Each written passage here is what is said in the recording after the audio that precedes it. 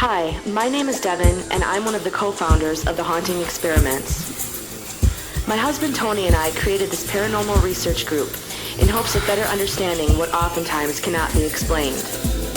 With the help of our team members, Dennis and Jesse, we would like to take you into a world with no certainty or guarantees.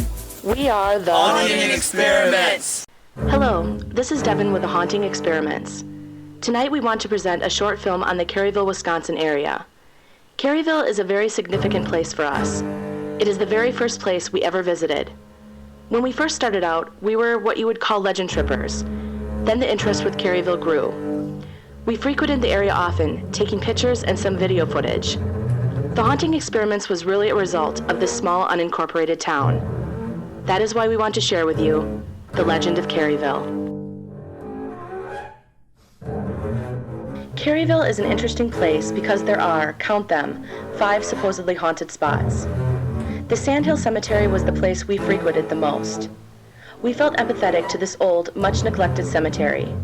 Most of the graves are either unreadable or in horrible disrepair.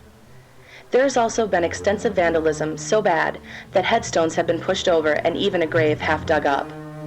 Unfortunately, along with ghost lore, there are disrespectful individuals who visit these sites.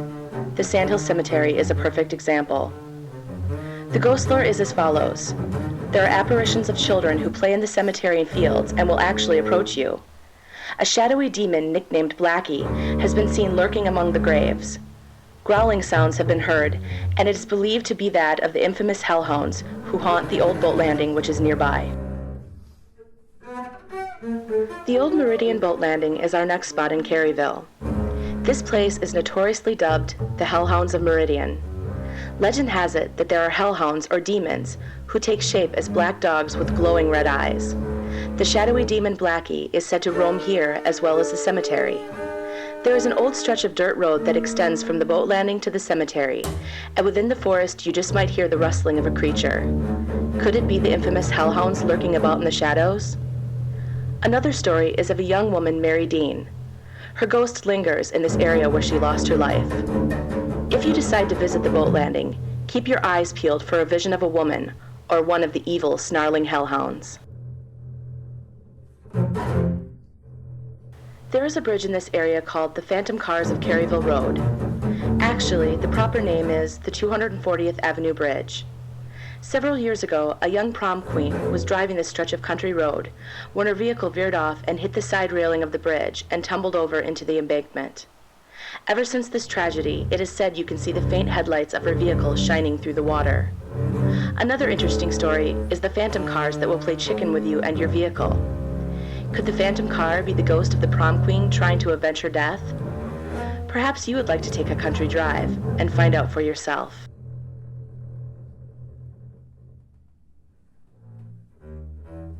The Caryville Church, or the Springbrook Lutheran Church, is our 4th stop in Caryville.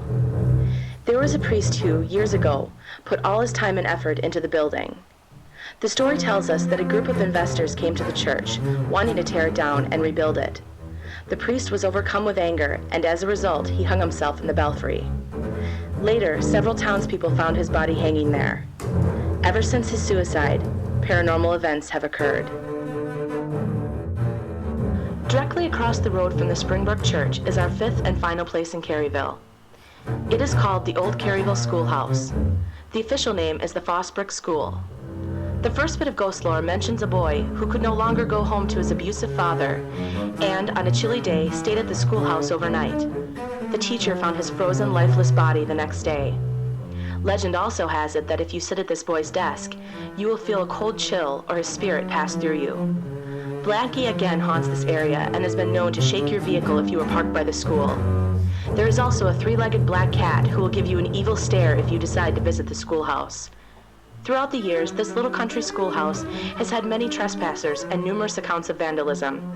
If you visit it, please be aware it is under constant surveillance, and please be respectful of the area.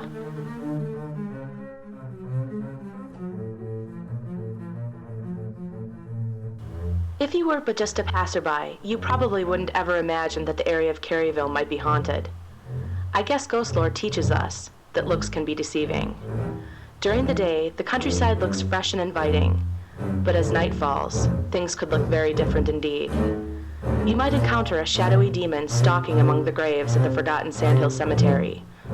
Or maybe the ghostly figure of a woman down by the water of the boat landing. Even worse, you just might see the hellhounds of Meridian coming at you with sharp white teeth and glowing red eyes.